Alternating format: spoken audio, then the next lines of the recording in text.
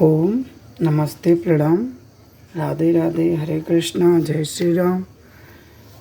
तो आपके एक बार फिर से सामने उपस्थित हूँ श्रीमद् भगवद गीता का एक नया अध्याय लेकर। आज हम प्रवेश करेंगे श्रीमद् भगवद गीता के 7वें अध्याय में।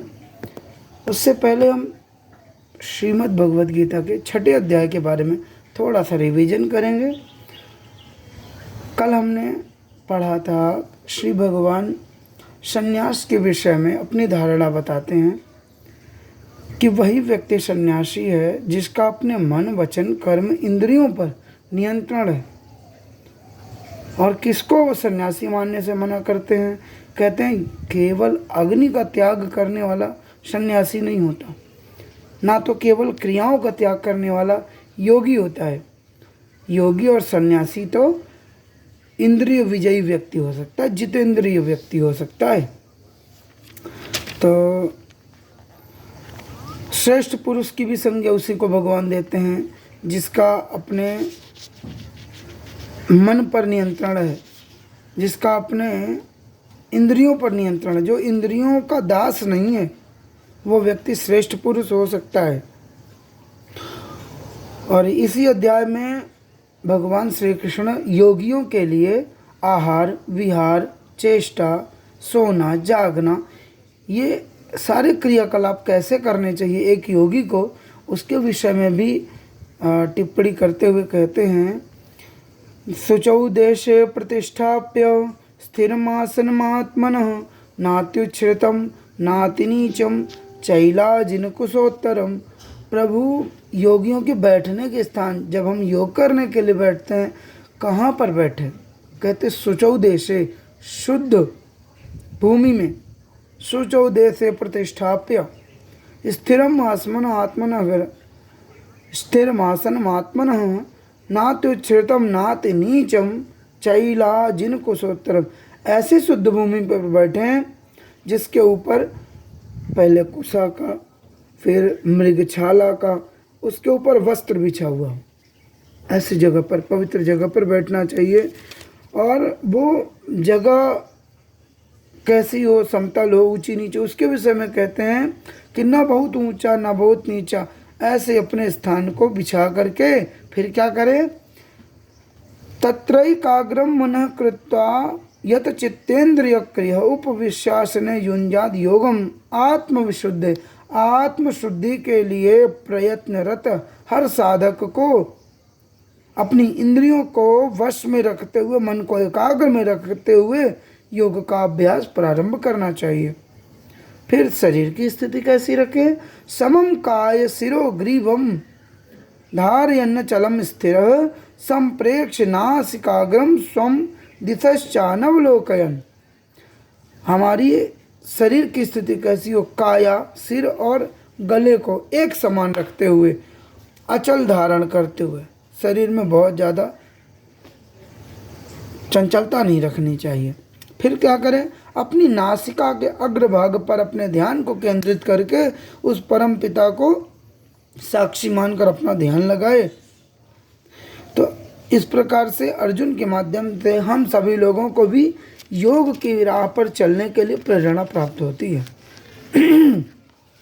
चलिए अब हम अगले अध्याय में प्रवेश करते हैं। ओम श्री परमात्मने नमः। अथ सप्तमो अध्याय। ओम श्री भगवानुवाच मय्यासक्तमनः पार्थ योगं युञ्जन् मदाश्रयः असंशयं समग्रं मां यथा ज्ञास्यसि तच्छृणु। श्री भगवान बोले, हे पार्थ, अनन्य प्रेम से मुझ में आसक्त चित्त तथा अनन्य भाव से मेरे परायण होकर योग में लग जा। तू जिस प्रकार से संपूर्ण विभूति, बल, ऐश्वर्य आदि गुणों से युक्त सबके आत्मरूप मुझको संशय रहित जानेगा, उसको सुन। ज्ञानम तेहम सविज्ञानम वक्ष्याम्यशेषतः। ज्ञानम तेहम सविज्ञानम इदम वक्ष्याम्य शेषतः। यज्ञात्वा नेह भूयो न्यज्ञातव्यम अवशिष्यते।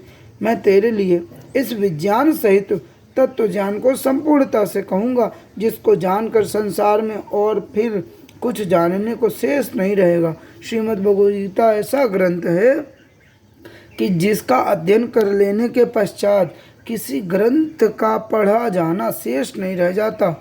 निचोड़ है, सार है। मनुष्याणां सहस्रेषु कश्चिद्यतति सिद्धये यतताम अपसिद्धानां कश्चिन् मां वेत्ति तत्वतः। हजारों मनुष्यों में कोई एक मेरी प्राप्ति के लिए यत्न करता है, और उन यत्न करने वाले योगियों में भी कोई एक मेरे परायण होकर मुझको तत्व से अर्थात यथार्थ रूप से जानता है। सभी लोग परमात्मा की प्राप्ति नहीं कर पाते। कौन कर पाता है? हजारों में से कोई एक मेरी प्राप्ति के मार्ग में चलता है, और उन यत्न करने वाले योगियों में भी कोई बिरला ही मेरी शरण को प्राप्त होता है, मेरे वैकुंठ को प्राप्त होता है, मेरे तत्व को प्राप्त होता है। भूमिरापो नलो वायु खम मनो बुद्धिरेव च अहंकारेति यम्मे भिन्ना प्रकृतिरष्टदा अपरेयमितस्त्वन्यां प्रकृतिं विद्धि मे परां जीवभूतां महाबाहो ययेदं धार्यते जगत। पृथ्वी जल अग्नि वायु आकाश मन बुद्धि और अहंकार भी इस प्रकार यह 8 प्रकार से विभाजित मेरी प्रकृति है। यह 8 प्रकार के भेदों वाली तो अपरा अर्थात मेरी जड़ प्रकृति है, और हे महाबाहो इससे दूसरी जिससे संपूर्ण जगत धारण किया जाता है मेरी जीव रूपा परा अर्थात चेतन प्रकृति को अब जान। एतद्योनीनि भूतानि सर्वाणि इत्युपधारय अहं कृत्स्नस्य जगतः प्रभवः प्रलयस्तथा। हे अर्जुन, तू ऐसा समझ कि संपूर्ण भूत इन दोनों प्रकृतियों से ही उत्पन्न होने वाले हैं। किससे? जड़ और चेतन प्रकृति से। और मैं संपूर्ण जगत का प्रभव तथा प्रलय हूँ। मैं अलग हूँ, प्रकृति अलग है। कैसे? क्योंकि जड़ और चेतन के द्वारा तो ये सारे भूत उत्पन्न होते हैं, और जो भगवान साक्षात परम पिता अपने बारे में कहते हैं मैं संपूर्ण जगत का प्रभव तथा प्रलय हूँ, मैं नियंता हूँ, मैं ना जड़ ना चेतन, मैं कुछ और ही हूँ, अर्थात संपूर्ण जगत का मूल कारण हूँ। हाँ, मैं कौन हूँ?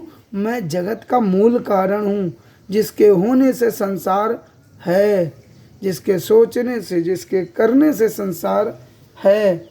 मत्तः परतरं नान्यत् किंचिदस्ति धनंजय मयि सर्वमिदं प्रोतं श्रोत्रे मणिगणा इव। हे धनंजय, मुझसे भिन्न दूसरा कोई भी परम कारण नहीं है। यह संपूर्ण जगत सूत्र में सूत्र के मणियों के सदृश मुझ में गुथा हुआ है।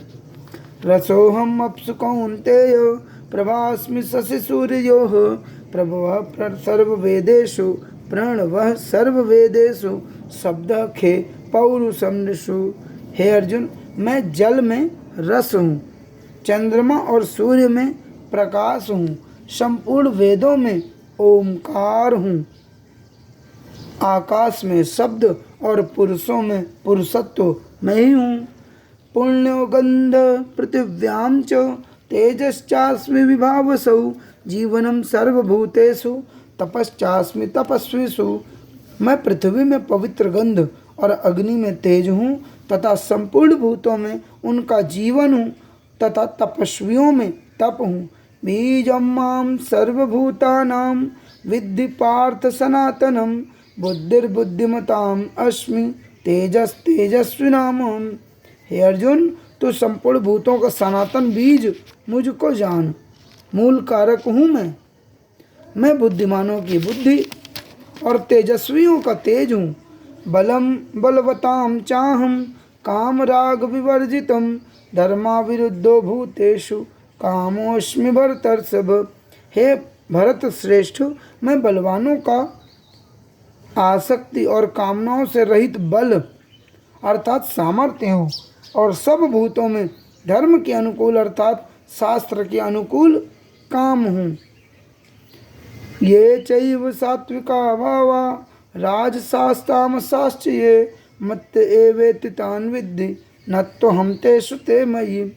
और भी जो सत्वगुण से उत्पन्न होने वाले भाव हैं, जो रजोगुण से तथा तमोगुण से होने वाले भाव हैं, उन सबको तो मुझसे ही होने वाले जान, ऐसा जान। परंतु वास्तव में उनमें मैं और वे मुझ में नहीं है। मेरे कारण तो रजोगुण, सतोगुण, तमोगुण हो सकते हैं, लेकिन वो मेरे भीतर नहीं है। त्रिभिर्गुणैर्मयि भावैरेभिः सर्वमिदं जगत् मोहितं नाभिजानाति मामेभ्यः परमव्ययम्। दैवी येषा गुणमयी मम माया दुरत्यया मामेव ये प्रपद्यन्ते मायामेतां तरन्ति ते। क्योंकि यह अलौकिक अर्थात अति अद्भुत त्रिगुणमयी मेरी माया बड़ी दुस्तर है, परंतु जो पुरुष केवल मुझको ही निरंतर बचते हैं वे इस माया को उल्लंघन कर जाते हैं, अर्थात संसार से तर जाते हैं। अब यहाँ पर अप्रत्यक्ष रूप से प्रभु कहते हैं कि यदि माया से बचना है तो मायापति की शरण में जाना पड़ेगा, नाम जप करना पड़ेगा, कीर्तन करना पड़ेगा। नमाम दुष्कृतिनो मूढ़ाः प्रपद्यन्ते नराधमाः मायया परितज्यान आसुरं भावमाश्रिताः। माया के द्वारा जिनका ज्ञान पहले हरा जा चुका है, ऐसे आसुर स्वभाव को धारण किए हुए मनुष्यों में नीच दूषित कर्म करने वाले मूढ़ लोग मुझको नहीं भजते। चतुर्विधा भजन्ते माम जनाः सुकृतिनो अर्जुन आर्तो जिज्ञासुरर्थार्थी ज्ञानी च भरतर्षभ। हे भरतवंशियों में श्रेष्ठ अर्जुन, उत्तम कर्म करने वाले अर्थार्थी, आर्त, जिज्ञासु और ज्ञानी ऐसे 4 प्रकार के भक्तजन मुझको भजते हैं। अब यहाँ पर जो इन्होंने 4 प्रकार के भक्तों की परिभाषा दी है वो क्या है? अर्थार्थी। अर्थार्थी हम किसे कह सकते हैं? जो मात्र अर्थ को भाव में रख करके परमात्मा की उपासना किया करता है, उसे हम अर्थार्थी कहते हैं। सांसारिक पदार्थों के लिए जो भजन करता है उसको अर्थार्थी कहेंगे। आर्त अर्थात दुखों से द्रवित होकर जो प्रभु की शरण में जाता है, प्रार्थना करता है, उसको आर्त भक्त की संज्ञा दी जाती है, जो संकट निवारण के लिए भजन करता है। जिज्ञासु, अब जिज्ञासु क्या होता है? जिज्ञासु वो है जो किसी भी चीज के प्रति जानने की लालसा रखता है, अर्थात परमात्मा के विषय में यथार्थ रूप से जानने की इच्छा लेकर के जो प्रभु का भजन करता है उसको जिज्ञासु कहते हैं। और ज्ञानी तो वो है जो इन तीनों स्टेप से बिल्कुल ही विपरीत निष्काम भाव से लगा हो। निष्काम भाव से भगवान का भजन करने वाले भक्त को ज्ञानी कहते हैं। तेषां ज्ञानी नित्ययुक्त एक भक्तिर्विशिष्यते प्रियो हि ज्ञानी नोत्यर्थम अहम स च मम प्रियः। उनमें नित्य मुझ में एक ही भाव से स्थित अनन्य प्रेम भक्ति वाला ज्ञानी भक्त अति उत्तम है, क्योंकि मुझको तत्व से जानने वाले ज्ञानी को मैं अत्यंत प्रिय हूँ और वह ज्ञानी मुझे अत्यंत प्रिय है। अब ज्ञानी को अति उत्तम क्यों कह रहे हैं? क्योंकि जो ज्ञानी व्यक्ति होता है वो उसके लिए परमात्मा सबसे प्रिय वस्तु है, और जो ज्ञानी व्यक्ति है वो परमात्मा के लिए भी सबसे प्रिय वस्तु है। हाँ, परमात्मा के लिए वो और उसके लिए परमात्मा दोनों सबसे प्रिय वस्तु हैं, सबसे प्रिय हैं, अत्यंत प्रिय हैं। उदाराः सर्व एवैते ज्ञानी त्वात्मैव मे मतम् आस्थितः स हि युक्तात्मा मामेवानुत्तमां गतिम्। ये सभी उदार हैं, परंतु ज्ञानी तो साक्षात मेरा स्वरूप ही है, ऐसा मेरा मत है। क्योंकि वह मदगत मन बुद्धि वाला ज्ञानी भक्त अति उत्तम गति रूप मुझ में ही अच्छी प्रकार स्थित है। बहूनां जन्मनामन्ते ज्ञानवान् मां प्रपद्यते वासुदेवः सर्वमिति स महात्मा सुदुर्लभः। बहुत जन्मों के अंत के जन्म में तत्व ज्ञान से प्राप्त पुरुष सब कुछ वासुदेव ही है, इस प्रकार मुझको भजता है, इसलिए वो महात्मा अत्यंत दुर्लभ है। परमात्मा को सब कुछ समझ लेना इतना सरल नहीं है। वो माया का ऐसा प्रभाव है जो हमको कहीं ना कहीं मन विचलित कर देता। बुद्धि इतनी प्रबल है, बुद्धि अपना काम करना शुरू कर देती है। परमात्मा सबसे ऊपर कैसे हो गए, इनसे ऊपर तो वो, उनसे ऊपर तो वो, उनका काम तो उनसे भी श्रेष्ठ था। इसलिए कहते हैं कि ऐसा महात्मा जो मुझ वासुदेव को सबसे श्रेष्ठ समझ लेता है, ऐसा दुर्लभ महात्मा होता है। ऐसा दुर्लभ प्राणी महात्मा कहलाने योग्य है। काम स्तरित ज्ञाना प्रपद्यन्तेन देवताः तम तम नियममास्थाय प्रकृत्या निहताः स्वयं। यो यो यां यां तनुं भक्तः श्रद्धयार्चितुमिच्छति तस्य तस्याचलां श्रद्धां तामेव विदधाम्यहम्। जो सकाम भक्त जिस जिस देवता के स्वरूप को श्रद्धा से पूजना चाहता है, उस भक्त की श्रद्धा को मैं उसी देवता के प्रति स्थिर करता हूँ।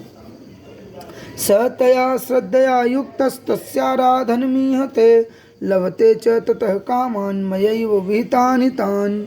अन्तवत्तु फलं तेषां तद्भवत्यल्पमेधसां देवान् देवयजो यान्ति मद्भक्ता यान्ति मामपि। परंतु उन अल्प बुद्धि वालों का वह फल नाशवान है तथा देवताओं को पूजने वाले देवताओं को प्राप्त होते हैं, और मेरे भक्त चाहे जैसे ही भजे अंत में मुझको ही प्राप्त होते हैं। अव्यक्तम व्यक्तिमापन्नम मन्यते माम बुद्धयः परम भावम जानन्तो ममाव्ययम अनुत्तमम। बुद्धिहीन पुरुष मेरे अनुत्तम अविनाशी परम भाव को न जानते हुए मन इंद्रिय से परे मुझ सच्चिदानंद घन परमात्मा को मनुष्य की भांति जन्म कर व्यक्ति भाव को प्राप्त हुआ मानते हैं। मूढ़ लोग क्या करते हैं, वो भगवान को भी साधारण मनुष्यों की तरह जन्म लेने वाला ही समझते हैं। ना हम प्रकाश सर्वस्य योग माया समावृतः मूढ़ोऽयं यो विना जाति लोको मामजमव्ययम्। अपनी योग माया से छिपा हुआ मैं सबके समक्ष प्रत्यक्ष नहीं होता, इसलिए यह अज्ञानी जन समुदाय मुझ जन्म रहित अविनाशी परमेश्वर को नहीं जानता, अर्थात मुझको जन्मने मरने वाला समझता है। वेदाहं समतीतानि वर्तमानानि चार्जुन भविष्याणि च भूतानि माम तु वेद न कश्चन। हे अर्जुन, पूर्व में व्यतीत हुए और वर्तमान में स्थित तथा आगे आने वाले सब भूतों को मैं जानता हूँ, परंतु कोई भी श्रद्धा भक्ति रहित पुरुष मुझको नहीं जानता। इच्छा द्वेष समुत्थेन द्वंद्व मोहेन भारत सर्वभूतानि सम्मोहम सर्गे यान्ति परंतप। हे भरतवंशी अर्जुन, संसार में इच्छा और द्वेष से उत्पन्न सुख दुख आदि द्वंद्व रूप मोह से संपूर्ण प्राणी अत्यंत अज्ञता को प्राप्त हो रहे हैं। येषां त्वन्तगतं पापम जनानां पुण्य कर्मणां ते द्वंद्व मोह निर्मुक्ता भजन्ते मां दृढ़व्रताः।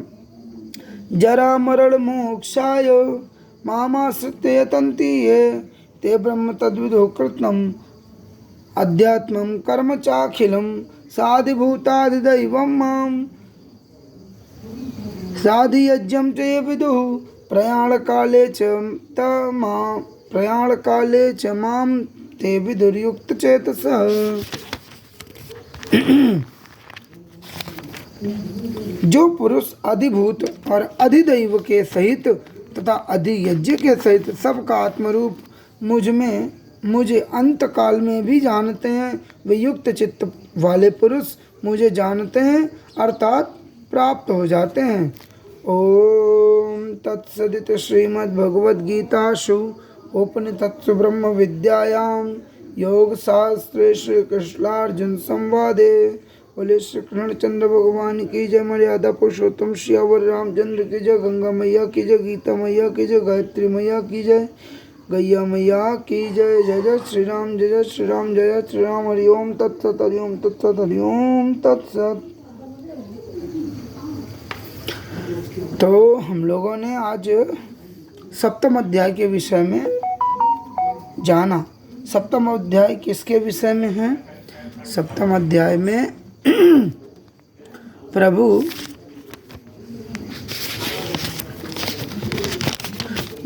अपने भक्तों के प्रकार के बारे में बताते हुए कहते हैं कि मेरे 4 प्रकार के भक्त हैं। कौन कौन से? सबसे उत्तम भक्त तो बता दिए ज्ञानी को।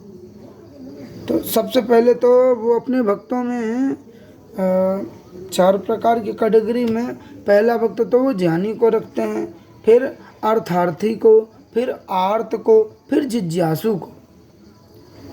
अब आर्त कौन है? जो आर्त भाव से भगवान की भजन करते हैं। आर्त भाव अर्थात संकटों से निवारण के लिए। भगवान हमको बहुत दुख है, इस दुख को हर लो प्रभु, मैं तुम्हारी शरण में आया हूँ प्रभु। एक भक्त होता है अर्थार्थी, जो धन के उपार्जन के लिए भगवान के भजन करता है। प्रभु हमारे पास क्या ही संपत्ति है, इतने में कैसे गुजारा होगा, सब कुछ आपके हाथ में प्रभु, धन दो प्रभु, संपत्ति दो। उसे अर्थार्थी भक्त की श्रेणी में रखते हैं। और जिज्ञासु भक्त, जो ईश्वर को जानने, प्रकृति को जानने के उद्देश्य से उसके भीतर लालसा रहती है कि मैं ये भी जानूं, मैं वो भी जानूं, इसलिए भगवान का भजन करता है कि देखो भगवान के भजन से होता क्या। और अंत में भगवान ने सबसे ऊपर रखा हुआ है ज्ञानी भक्त को। क्यों?